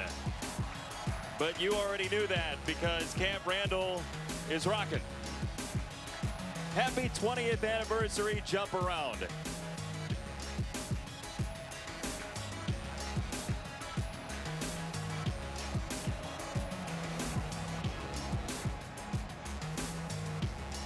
You've heard people say it before, the place actually shakes.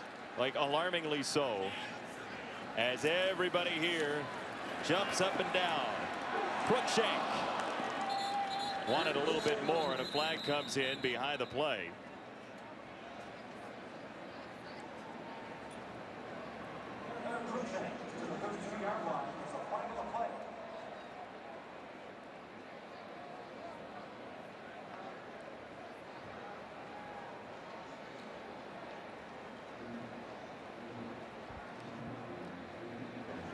Personal foul, illegal low block. Number 46 on the offense. 15-yard penalty for the previous spot. Replay, second down. We've seen a couple of those now. Yeah, Gabe Lloyd, number 46, blocks below the waist, and you can no longer leave the box and block below the waist. So that's what you see right there. You have to be an interior lineman in order to do that. And so that's what the flag is. By the way, on jump around, this is the 20th anniversary. But there was a moment in time when it got stopped because there was some safety concerns. I had that concern myself. You did, but well, they wiped those away. The stadium is structurally sound enough to handle it, and great fun.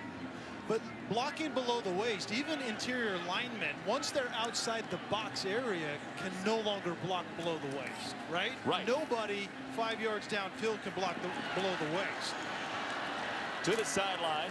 Taylor had the ball ripped free, but his progress was stopped. He was done. Gain of 10 for A.J. Taylor. Terrell Green's been all over the ball recently for Western Kentucky. Yeah, he's one of those safeties that has to come down a ton, and boom, right there. Stripped it late, had a lot of help by Darden as well. Darden is really a nickel linebacker slash kind of part of a safety, and they play a 4-2-5, does Western Kentucky, and Darden is that guy he's a vicious tackler, but he has to do a lot in pass coverage also.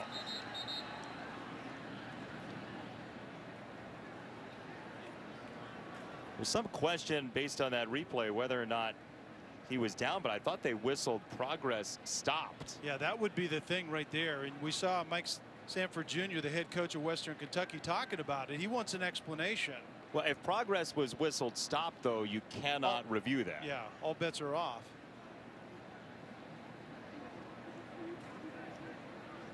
I think if you can read lips, I think he was satisfied with the answer he got from the referee. Because the ball went out of bounds, it would not be reviewable. The play will stand. There is no timeout for a coach's challenge. So because they did whistle him down and it wasn't progress stopped, it would have been reviewable, but there was no recovery in the ensuing immediate action. Yeah, once the ball goes out of bounds and nobody had possessed it, it would go back to Wisconsin anyway.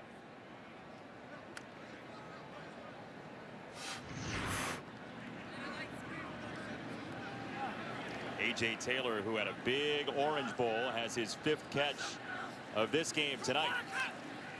Hornibrook. Groshek. Cuts it inside. Groshek. Inside the 10. Touchdown.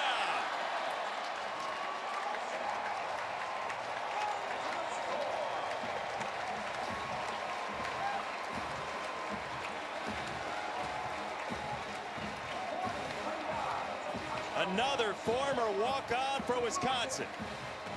Garrett Groshek was really serving a bigger role a year ago, and then he broke a thumb, and that's another way, Jason, that Wisconsin could get more out of the pass game. I think they can do a better job in their screen game. Jonathan Taylor worked on his receiving. He wants to be involved in that part of the game as well out of the backfield, and a great way to use a powerful, productive running back is to screen to him at times. And so I would expect Wisconsin to do more of that in 2018. Like this. Groshek, the sophomore, the former quarterback, showing the wheels.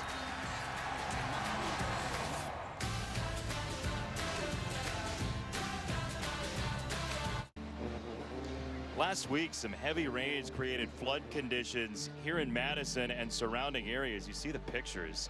Rising lake levels on Lake Monona, Lake Mendota. Flooding here might continue for 1 to 2 weeks. More storms are coming beginning of September, first couple days of next month, throughout the Labor Day weekend. And a credit to Jake Wood, the former Badger, whose team Rubicon is here helping as a relief organization, trying to get everybody settled and taken care of here. There was an emergency declaration by the governor, and we certainly hope for the best for this area. A lively, spirited college football town and college basketball town, having to deal with a lot of life stuff here the past few weeks as that kickoff goes out of bounds.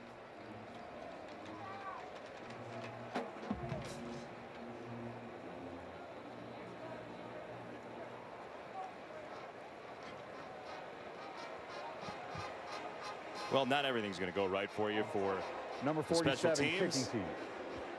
5-yard penalty will be assessed from the touchback spot. 1st and 10. Let's go downstairs to Olivia.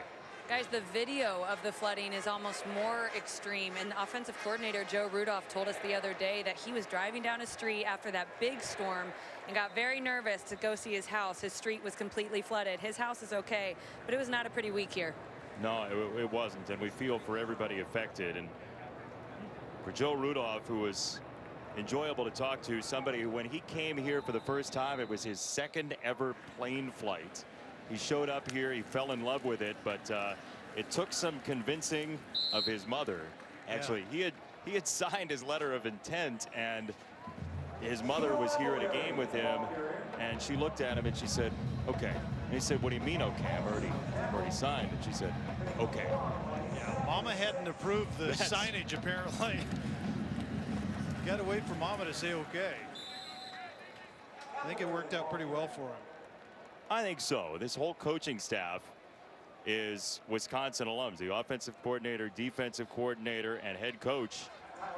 Only school with alumni at each of those positions. Yeah, that's pretty special. And wrapped up in all of that is what Barry Alvarez developed years ago, starting, I think, 1990 as the Wisconsin way.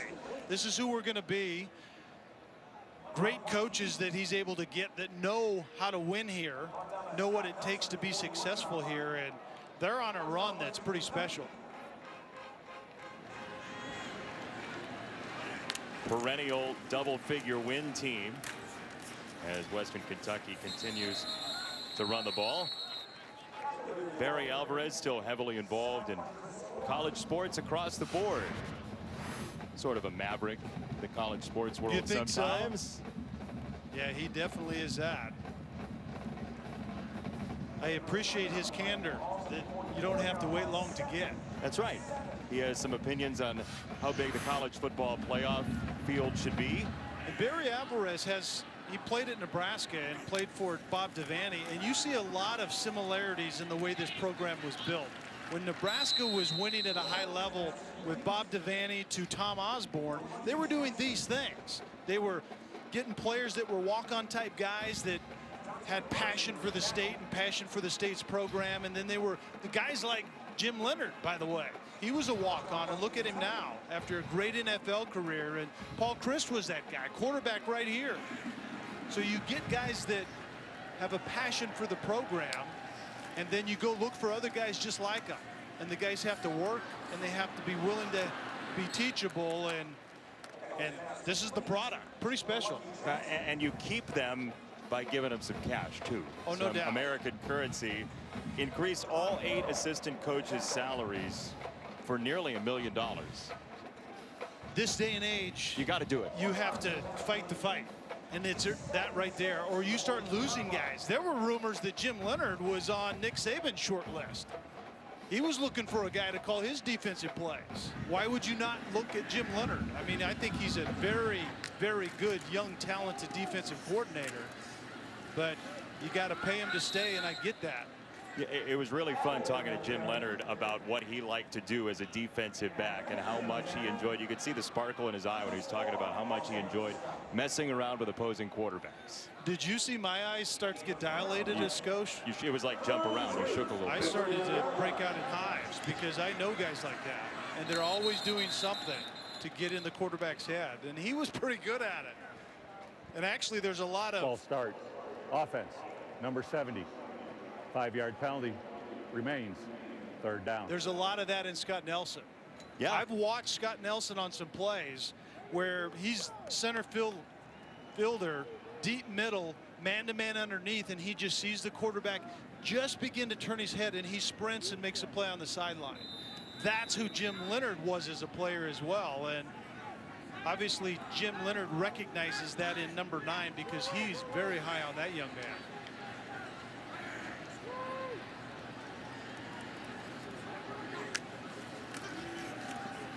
Third down, Eccles on the run. It's 4th down as we check in with Olivia. Well, guys, coaches say the best thing about Scott Nelson is he's such a student, like you've mentioned. He told me he grew up watching SportsCenter, that's a shameless plug, instead of cartoons, and he's always just been enamored with watching film and studying sport. And, you know, Dakota Dixon has been his mentor, and the best thing he's taught him, hold yourself accountable on the field, getting every guy in the secondary lined up. He said if a corner misses his assignment, Dakota takes responsibility, and now Scott takes responsibility. They're thick as thieves, and you hardly see one without the other. And Dakota Dixon had mentioned that he was drawing up some plays. Nelson asked him some really good questions. He was very impressed with the young man's intelligence. Eccles is down. We're going to step aside. 34-3 Wisconsin here in the 4th. Welcome back to Camp Randall Stadium. ESPN app now with ESPN Plus. Get more ESPN and download right now. Drew Eccles injured on that last play. Here it is. And it ends up being something on his left arm in some form. And you can see his left elbow goes down first. He's piled on by 2 different Wisconsin defenders, and then he goes into that tent right there, of which we can't follow him in for good reason. But the trainer held on to that left wrist forearm all the way into that tent you just saw. So Shanley is in. He goes to the sideline, and Jernigan, who backs his way across the 35-yard line. Western Kentucky moves the sticks on 4th down. Shanley does a nice job of getting this ball out on time. A simple curl route outside, a bad tackle out on the edge, and Jernigan does a nice job of getting what he can. So you have a first-time starter, and then Shanley, who threw for 4,000+ yards in 2 years at South Forsyth High School in the state of Georgia, as Eccles is out of the tent now. But some good game experience for Shanley, certainly. And Eccles seems to be loosening his rib protectors. It's with a quarterback, it's very much like losing your helmet. That typically means your night's over with.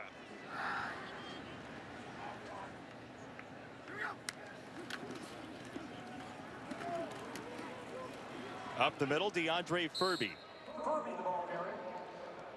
Drew Eccles, redshirt senior, first career start. What's your assessment tonight? I was impressed. I thought his arm, he has a decent arm talent, and you can see in the second half he got going. But quite frankly, probably 4 of those 6 incompletions in the first half were dropped footballs. He was putting the ball on the money most of the evening. He has a young supporting cast as the 5th-year guy, waited a long time to get this opportunity. So Lord willing, whatever he's dealing with right there doesn't last very long, and he can get back at it. Well, you know the history at Western Kentucky. It's a proud program. We've seen Conference USA championships. It was the trampoline for Jeff Brom to end up in the Big Ten at Purdue.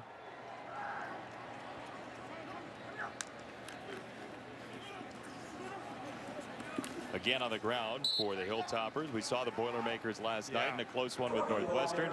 Clayton Thorson healthy enough for the Wildcats. Yeah, he definitely had a tight pitch count. There isn't any question, but you can see Willie Taggart now at Florida State taking over for Jimbo Fisher, Bobby Petrino, and then Jeff Brom. I think Jeff Brom is probably next to Lane Kiffin, or maybe equal with Lane Kiffin, the best play callers in the business. Really? And I say even better than Bobby Petrino. But there's a reason that Jeff Brom left, and it wasn't just to get paid. This offense was losing essentially everything. And so that's what Mike Sanford Jr. took over. Lost basically all the receivers, 3 NFL linemen, running backs, and in 16 and then 17, 2 quarterbacks that have a chance to play in the NFL. Well, and so that's a boatload to make up for. He's been around a lot of football, and he said last year was a really trying year for him and the program, with a lot coming across his desk as Shanley leads them inside the 5 and gets his clock clean. Eric Burrell with the hit, and it came loose. Wisconsin recovers. There is a flag down. We'll check and see on the marker. The ruling on the field is that the fumble is recovered by the defense. Holding offense, number 67. Penalty is declined. The result of the play gives the ball to Wisconsin, 1st and 10. So it is Wisconsin football. Chris Orr. This will be a media timeout. You want somebody who can make a play defensively, get the turnover. Shanley, great run. He put it on the deck, though. Wisconsin has it.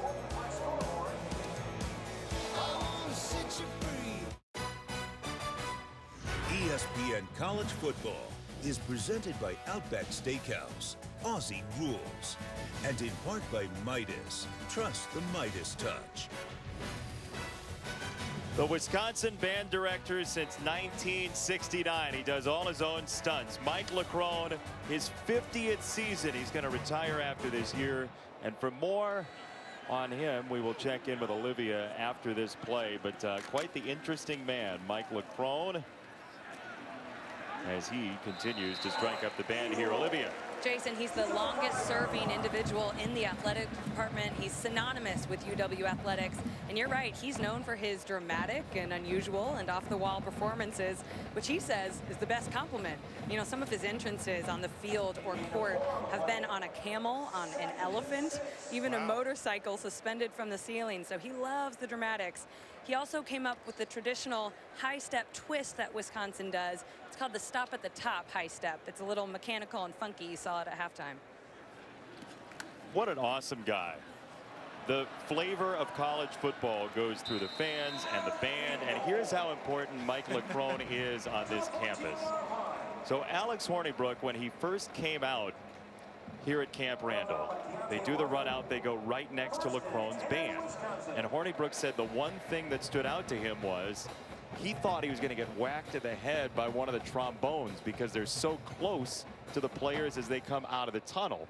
And we said, well, why didn't you just ask for the trombones to be moved? To the starting quarterback of the Wisconsin football team, he said, the band director has more pull than I do. Hey, dude, if you can get an elephant to enter into the game, you have a lot of pull. He's not moving those trombones, right, Olivia? No, he's not moving those trombones. And you guys, he's had so much fun. You saw the Black Eyed Peas Will.I.Am in one of those pictures. He came to a rehearsal, and Ronald Reagan has even written him a letter commending his work. He says his highlights, though, in his 50 years are all the Rose Bowl appearances. So special for those band members. And he wanted to finish his career on his own terms. I think we all feel that way. But tonight is bittersweet for him. He says there have been a lot of tears.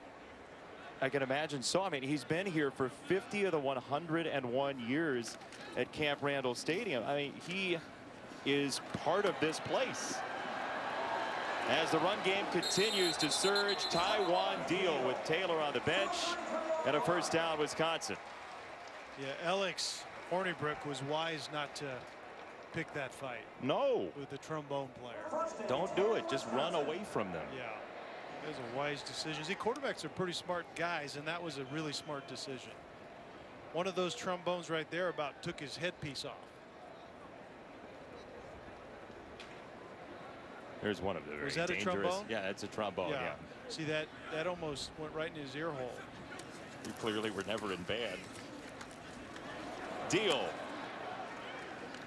to the 39-yard line. Alex Hornibrook tonight. You said that he needs to step a little bit further, do a little bit more, be a little different this year. Your first thoughts on him this season? I think there were some really good moments. I think there were times when he reset in the pocket, he had to move around a little bit and ended up throwing strikes. And at the same time, there were a couple of, actually they would have been big plays where he had to move in the pocket and he didn't get his feet set and he was errant on the other end. He's 16 out of 27, 252 yards and 2 touchdowns. However, 0 interceptions, and that's where we have to begin. There were only 3 games last year where he did not throw an interception, and he threw 15 total. But this is what happened to him, and I think this is what people have to keep in mind. Essentially, after the regular season or after the Big Ten championship game, he had played 2 full seasons, and then he had 13 practices for bowl prep where all of that went to, he was able to apply it, and the result was what he did in the Orange Bowl. That's what he has the potential to do, and quite frankly, that's what this team needs. At 20 of 25 last 3 quarters in the bowl game, he felt like that he should have been doing that the entire time he's been here, but when it comes, it comes. As Hornibrook will throw one more time. Why not wing it deep? Hey, tomorrow, college football on ABC. Get some snacks. In fact, make your meals tonight so you can just have them lined up. You never have to get up. Watch a bunch of games. Number 6, Washington. Number 9, Auburn. In Atlanta, 3:30 Eastern, 12:30 Pacific. Then 8 Eastern, 5 Pacific. Louisville, Alabama in Orlando. Streaming live on the ESPN app as well, so you can watch anywhere. Upset alert? Upset alert for Nick Saban? No. You're not feeling it? The upset will be when you see what quarterback he rolls out there. You know, is there like a line on that? You know, can you bet on which quarterback is actually going to take the field? Alabama. Kelly, I hate to tell you this. I'm sure there is. Yeah. Did you say you want more college football? Did I mishear you? I don't know if I heard you. Sunday night kickoff on ABC. Number 8 Miami, number 25 LSU, AT&T Stadium, Arlington, Texas. Coverage starts 7:30 Eastern, 4:30 Pacific. Also streaming live on the ESPN app. And you talk about quarterbacks. We had Miami last year. Mark Richt, now in his 3rd year, said about his quarterback Rozier. He said there are completions and then there are hit targets. Yeah. He wants the target to be hit. He wants the receivers to be able to run after the catch, and we'll see how Rozier improves this season. Yeah, proper ball placement by a quarterback is what leads to yards after the catch. And so there's a general focus where you're just throwing at something, and then there's a fine focus where you pick out the size of a football on a body, and that's where you have to place it sometimes in order for that receiver to get something after he catches the ball. And Malik Rozier just simply was not good enough at that. And down the road, when they lost 3 games, he kind of disappeared to a large extent. Yes. But this is where I want to go with Miami in particular. Craig Kuligowski, the defensive line coach, is now at Alabama. Yep. And so that turnover chain is intimately tied to pressure up front. They're talented up front, but they don't have their captain anymore. What happens to the pressure? And if the pressure's not there, are they good enough on the back end? That's my big question about Miami as the season begins, along with their quarterback.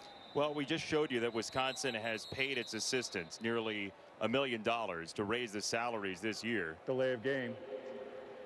Kicking team. 5-yard penalty. Remains 4th down. And the Pied Pipers sort of feel that Miami had with Kuligowski last year when we were in there, and how highly thought of he is speaks to why assistant coaches are so important in this game. Yeah, so what does the rich do? They get richer. So Alabama goes and pays for that guy to be on their staff. Who's the best? Give him to us. Who's the best what? That's what they're saying. Oh, yeah, exactly. Yeah. And so Jim Leonhard was in a conversation somewhere along the way about defensive coordinating, and I don't know how far it went, but it tells you what neighborhood Jim Leonhard is in. But Kuligowski can coach up some guys that can get after the passer. Jim Leonhard's in this neighborhood where he grew up as a player. 34-3. Now time for Do More in a Jiffy, brought to you by Jiffy Lube. Jonathan Taylor tonight. Yeah, and we saw Jonathan Taylor's patience early. That's a gap scheme, multiple pullers relocating. He has the patience to let it develop, and he gashes Western Kentucky for 47. And then it's the same play, different couple of players blocking, but he gashes again for a 30-yard touchdown. And then it's the coughing up because of loose ball security, which Rondane talked to him about, and that has to get better. He put the ball on the carpet, gave it to the other team 6 times a year ago. He has to cut down on those as well. What's his report card from you tonight? Well, because of the fumble, ball security is a C average these days, or what is that? But that's a C. And the decisiveness, he was decisive. His vision was good. I don't think his offensive line played very well, to be perfectly honest with you, but I think his vision, decisiveness was above average, and then he coughed it up once when it wasn't called for. It was a guy that reached in. If you're carrying it high and tight, you survive that, and Jonathan Taylor didn't. He put it on the carpet. We're going to have to start calling that Kelly Stauffer's grade inflation. You get a C for ball security when you fumble? Well, how many carries did he have? He didn't fumble all that much, well, you right? Want to fumble 5 times to get an F? How many turnovers can you handle, Mr. Quarterback? Didn't you teach it one time? I would have hated to be in your classroom. Yeah, tough to get an A. That's how it's supposed to be. Yeah. I wasn't giving him an A, but a C, I think, was sufficient. 3rd down, and across the 20-yard line. Next time you do the grading, and I get to talk about your grades. Well, he didn't get another carry after the fumble is the only point here. So, look, your thoughts holistically on Taylor, though, and what people will see on him this year. Oh, they will see what they saw last year, but his productivity may not be the same, because now game plans obviously are well aware of what he does, and Western Kentucky did a pretty good job with him. But keep this in mind, the run game for Wisconsin. One more turnover just for good measure. And 1 flag, 2. You have time to finish your Couple thought. of flags. You think I do? I do. But Jonathan Taylor is going to see heavy lines of scrimmage the entire season. And so that's where Alex Hornibrook comes in Pass the receiving interference. group. Defense, number 4. 15-yard penalty from the previous spot. 1st and 10. So quarterback and receivers are responsible to take the pressure. Play, there will be an untimed down. Take the pressure off of that run game. And so I think that part of it's going to be fine. I still have question marks about the pass game, however. A couple of non-conference games before a trip to Kinnick Stadium for Wisconsin in a few weeks. Be aware of that one. Oh, yeah. One of the biggest untimed downs of this college football season is here? on the way. It's very early in the year.